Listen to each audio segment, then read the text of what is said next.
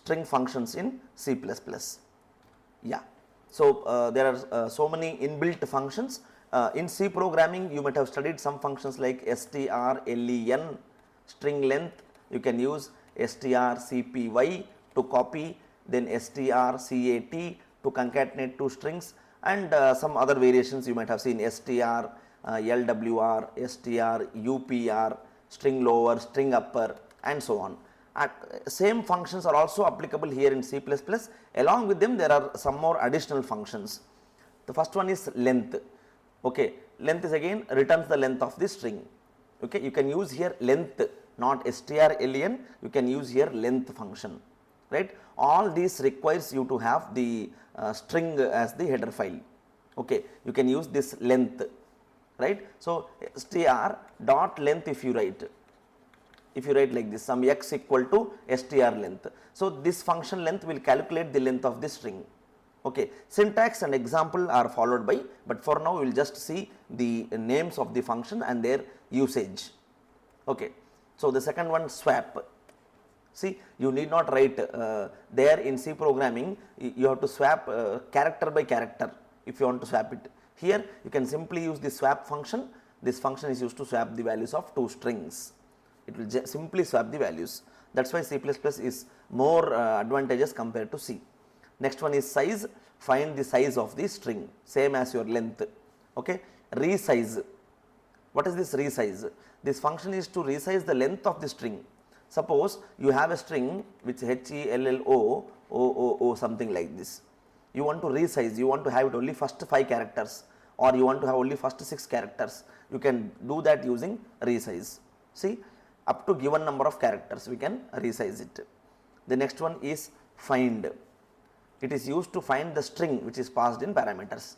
In a given length string, what is this? If I give find of single quotes or double quotes HAI, if I give something like this, so it will find this high whether it exists or not. Okay. Then we have two functions, pushback and popback. These things again easy. This function is used to push the passed character at the end of the string. Means if there is exist a string hello already, if you write pushback of single quote A, if you write like this will become hello A. If you write pop back, it will remove the last one. So pushback will add a new character at the end, pop back will delete a character at the end. Okay. Next we have clear. To remove all the elements of the string, we can use the clear function. So these are different types of string functions. Let us see more. These are some very common ones. strncmp, string n compare. What is this? strcmp exists. The additional one is strncmp. What is this strncmp? strncmp means strncmp, if I write s1 comma s2 and I have to give the n value here, means from s1 can be any string, s2 can be any string. If I say n value as 3, in these two strings only the first 3 characters are compared. Only the first 3 characters of s1 and first 3 characters of s2 are compared. Okay, that is about strncmp. Same strncopy. strncopy means when I have strcpy means what it will do, s1 comma s2, it will copy the contents of s1 into s2. Everything will be copied. But when I write strncpy, I will give s1 comma s2 comma n. Only n characters of s1 will be copied into s2. Only n characters of s1. Maybe string s1 is very lengthy, I want to copy first 4 characters. Those will be copied into s2 function. Okay. Same way strchr.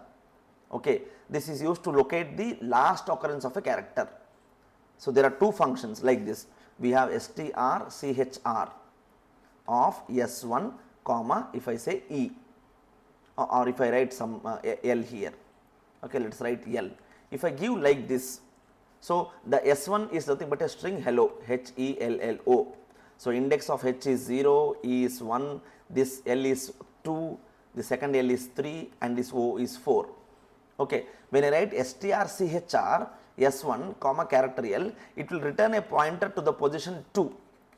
It will return a pointer to the position 2.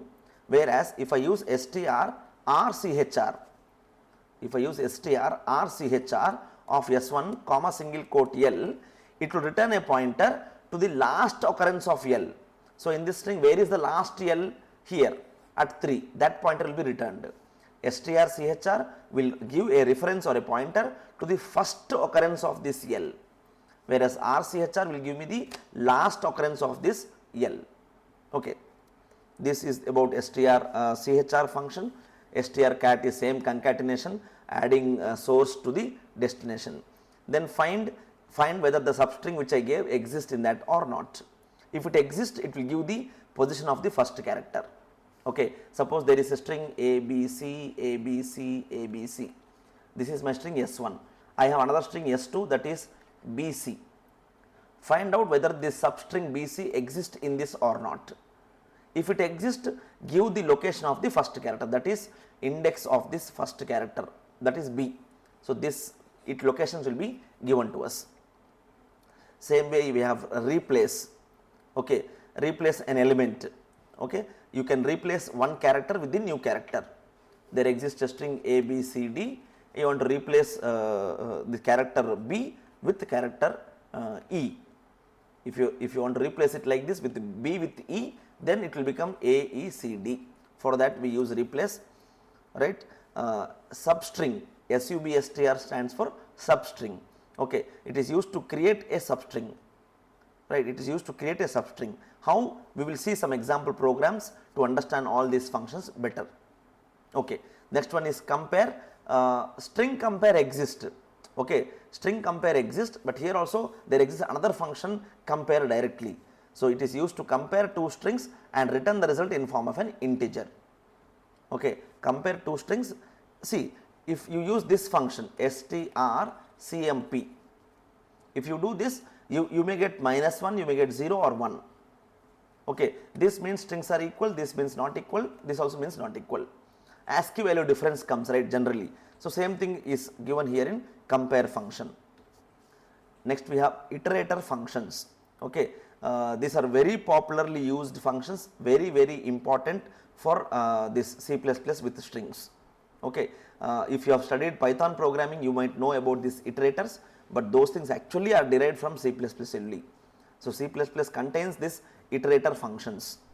If you have studied Python programming, you might be aware of these iterator functions already.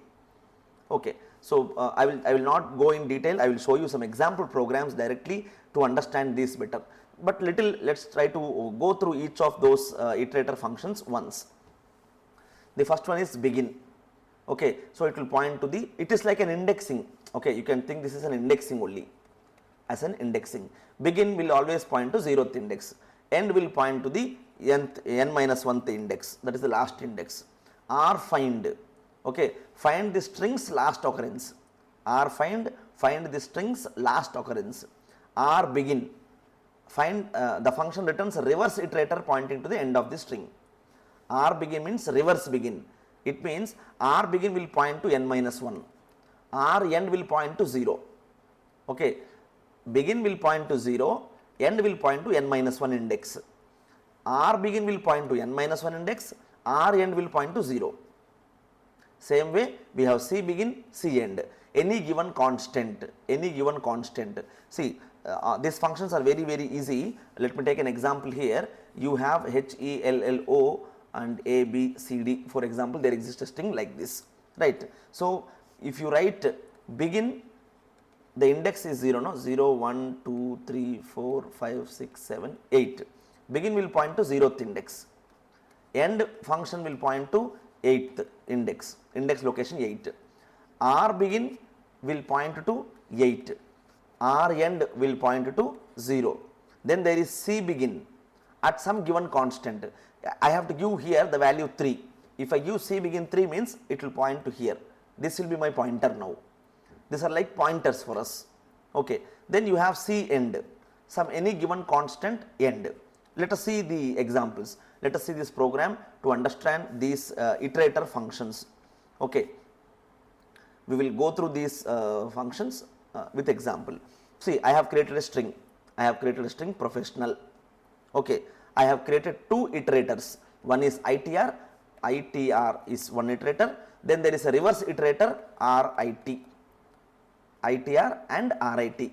Two things I have to. I have created two pointers here. Now, itr equal to s dot begin. Itr equal to s dot begin. Where is s? Draw a box like this. It holds the string professional. P R O F E S S I O N A and L. Okay. So, 0 index and again you can give 1, 2, 3, 4, 5, 6, 7, 8, 9, 10, 11. Right. S dot begin. I am what is s dot begin? This is my s. When I say s dot begin, it will point to here. It means itr value is p. Itr value is p. Okay, sorry, itr value is 0. Itr value is 0. Index value is 0. Now, what I am trying to say here, pointing to the start of the string, star itr. Star itr means the address of 0. What is there at 0? P. So, this will give me p as the answer. Next, itr equal to s dot end minus 1. S dot end minus 1. So, it is pointing to the last one. Here null character exists, no? Null character, that is 12. Null character exists, that is at 12. So, s dot end will be pointing to 12. 12 minus 1. Why I am doing minus 1? Because we already know that in every character array or in every string we will have a null character at the end. Null character like this /0. This is added at the end. That is why we are doing n minus 1. Pointing to the end of the string, star itr means it will give you the L as the output. Okay. Same way you have here rit, s dot r begin. S dot r begin means so rit value. See, reverse begin means it will point to the end. It from L it will begin. From L it will start. So, it will print me again p here. Rsn minus 1 means it will point to p. It will point to L and it will point to p. Okay. See the definitions here. R begin. This function returns a reverse iterator pointing to the end of the string. Okay.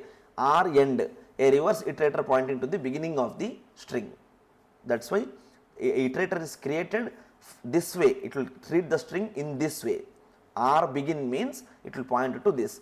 You need not worry much about these iterator functions. Mostly we will be using begin and end only. For all kind of problems can be solved using s dot begin and using s dot begin end minus 1 always it is recommended, because the last character is always a null character. Okay. So, this is just an example to show you how these iterator functions are used. So, what are the string functions? Along with the existing string functions of C programming, we have some additional string functions, like the most important one are swap, okay, pushback, popback. These are very frequently used, and these are all regular functions what we have seen in C programming already, right. And then we have some iterator functions. This we will learn with the due course when we go for STL. Standard template library, we will be able to see all these usage of these functions there. So, this is just an example showing how these iterator functions are used. Okay.